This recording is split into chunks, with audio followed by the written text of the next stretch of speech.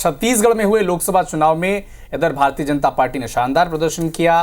कोरबा को छोड़कर पार्टी ने सभी सीटें बड़ी मार्जिन से जीती हैं। हालांकि इस जीत के साथ एक टीज भी थी कि कांकेर के जो पर भारतीय जनता पार्टी के प्रत्याशी भोजराज नाग का अंतर महज 1800 के आसपास रहा है। और ये जो किसी भी लोकसभा सीट के लिए सबसे बेहद कम मार्जिन है। दूसरी तरफ कांग्रेस प्रत्याशी बीरेश ठाकुर भी इतने कम अंतर से मिली हार को पचा नहीं पा रहे हैं। उन्होंने ईवीएम में छेड़छाड़ का आरोप लगाते हुए कलेक्टर को ज्ञापन सौंपा है और जांच की मांग भी कर दी है।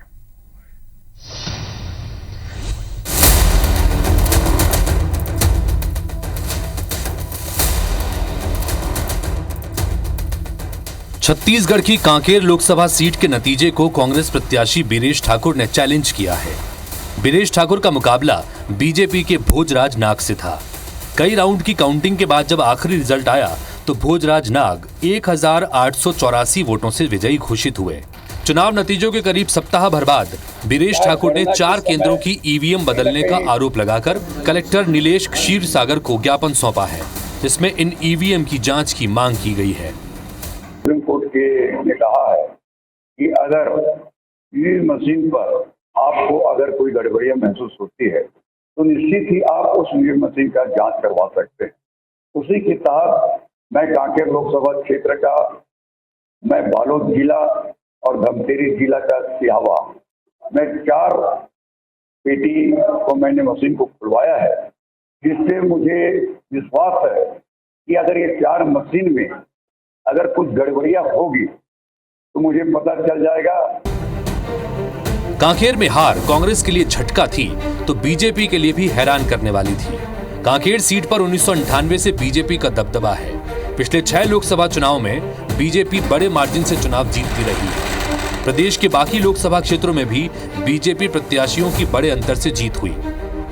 रायपुर सीट से बृजमोहन अग्रवाल 5 लाख से ज्यादा वोटों से जीते। दुर्ग सीट से विजय बघेल 4 लाख से ज्यादा वोटों से जीते। रायगढ़ में बीजेपी के राधेश्याम राठिया 2 लाख से ज्यादा वोटों से विजयी हुए।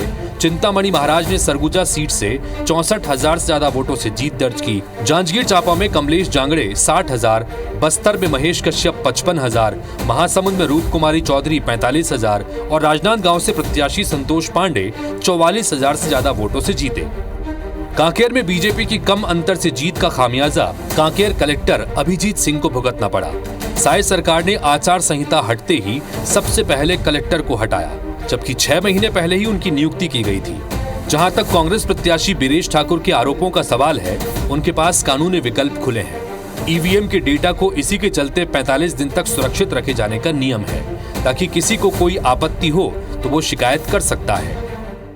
में जो कुछ एक वीवीपैट के जो पर्ची के गणना के लेके जो माननीय सुप्रीम कोर्ट का एक निर्णय है, उसके तारतम्य में उन्होंने आवेदन दिया है।